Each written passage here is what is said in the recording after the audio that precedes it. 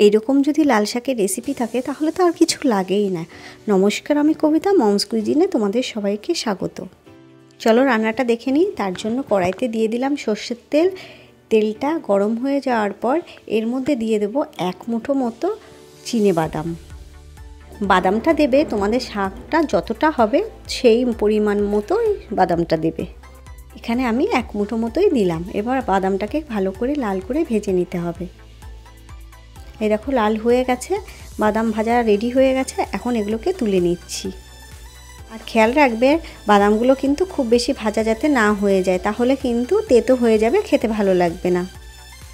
এবারে এই তেলের মধ্যে দিয়ে দেব শুকনো লঙ্কা আর দিয়ে দিচ্ছি তেজপাতা। এবার এগুলো ভাজা হয়ে যাওয়ার পরে এর মধ্যে দিয়ে দেব 1/2 চামচ মতো কালো জিরে। আর কালো জিরেটা যখন ভাজা হয়ে যাবে তার মধ্যে দিয়ে দেব 1/2 চামচ মতো পোস্ত। আবারও সমস্ত কিছুকে খুব ভালো করে ভেজে নিতে হবে। যখন সব কিছু ভালোভাবে ভাজা হয়ে যাবে দিয়ে দিতে হবে 1 চামচ মতো রসুন কুচি। রসুন কুচিটা একটু বেশি দিলে খেতে ভালো লাগে, সেজন্য আমি বড় চামচের 1 চামচ কুচনো রসুন দিয়েছি। এবার রসুনটাকেও ভালো করে ভেজে নিতে হবে লাল করে। যখন রসুন থেকে একটা সুন্দর গন্ধ বেরিয়ে আসবে তখন এখানে দিয়ে দেব একটা বড় সাইজের কুচনো পেঁয়াজ। এবার পেঁয়াজটাকেও ভালো করে ভেজে নিতে হবে। অনেক রকমভাবেই আমি লাল শাক বানিয়েছি, কিন্তু আমার সবচাইতে ভালো লাগলো এই রান্নাটা। এইভাবে যখন বানাই তখন বাড়ির লোকেরা খুব প্রশংসা করে, আর আমার নিজেরও খুব ভালো লেগেছে এই রান্নাটাই। এবার দেখো এখানেই দিয়ে দেবো চেরা কাঁচা লঙ্কা। ঝালটা তোমাদের টেস্ট অনুযায়ী দেবে। তার মধ্যে দিয়ে দিচ্ছি লবণ, অবশ্যই পরিমাণ মতো দেবো 1/2 চামচেরও কম হলুদ গুঁড়ো। এবার এই সমস্ত দেওয়ার পরে খুব ভালো করে আবারও পেঁয়াজের সঙ্গে ভেজে নিতে হবে। আমার নিজের যেমন শাক ভাজায় একটু ঝাল পছন্দ করি, তেমনি যারা ঝাল খাও না সেখানে কিন্তু লঙ্কাটা একটু কমিয়ে দেবে। পেঁয়াজগুলোকে একটু লাল করে ভেজে নিতে হবে। এই দেখো দেখতেই পাচ্ছ আমি কিভাবে ভেজেছি।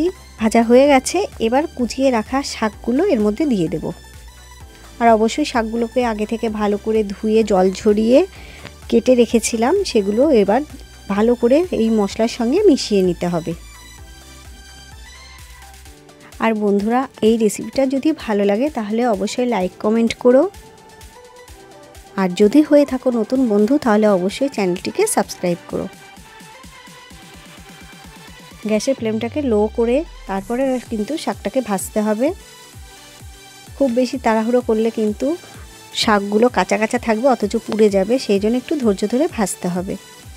আর দেখতেই পাচ্ছ আমি কতক্ষণ ধরে শাকগুলোকে এই পেঁয়াজের সঙ্গে মিশিয়ে নিয়েছি। এবার এটাকে ঢাকা দেব। 5 থেকে 7 মিনিটের জন্য ঢাকা দিয়ে দিচ্ছি। 7 মিনিট পর ঢাকাটা খুলে নিচ্ছি। এই দেখো শাকটা কত সুন্দর নরম হয়ে এসেছে এবং খুব ভালো সেদ্ধ হয়ে গেছে। এবার একটু খুন্তির সাহায্যে এইভাবে একটু শাকগুলোকে ভালো করে নাড়াচাড়া করে নিতে হবে। শাকগুলোকে এইভাবে নাড়াচাড়া করতে থাকতে হবে যতক্ষণ না খুব ভালোভাবে ভাজা হয়ে যাবে, ততক্ষণ কিন্তু নাড়তে থাকতে হবে, না হলে নিচে লেগে যাবে।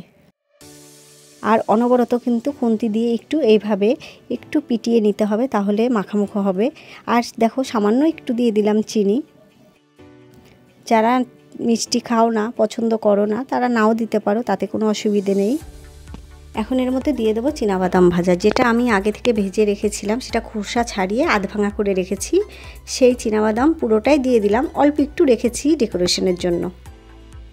আবারও ভালো করে মিশিয়ে নিতে হবে। শাকটা যত ধীরে ধীরে ভাজা হবে আর এইভাবে খুন্তি দিয়ে একটু পিটিয়ে নিলে শাকটা কিন্তু ভীষণই নরম হবে এবং মাখো মাখো হবে, খেতে খুব ভালো লাগবে। আর সব সময় দেখতে হবে যে নিচে যেন জল না থাকে। যখনই জল জল ভাবটা কেটে যাবে আর একদম শাকটা মানে শুকনো শুকনো হয়ে আসবে, তখন বোঝা যাবে যে শাকটা হয়ে গেছে। যদি সামান্য পরিমাণেও জল থাকে তাহলে কিন্তু খেতে ভালো লাগবে না। দেখেই বুঝতে পারছো যে কতটা শুকনো শুকনো হয়ে গেছে, মানে ভাজা ভাজা হয়ে গেছে। আর বেশি কিন্তু এটাকে রান্না করব না। এবার এটাকে নামিয়ে নেব, হয়ে গেছে। নামিয়ে নেওয়ার পর তোমাদেরকে দেখাচ্ছি, দেখো কত সুন্দর হয়েছে আর খেতেও অসাধারণ লাগছে। তাহলে বন্ধুরা আজ এই পর্যন্তই, পরে আসবো অন্য কোনো ভিডিও নিয়ে। ততক্ষণ তোমরা ভালো থেকো, সুস্থ থেকো।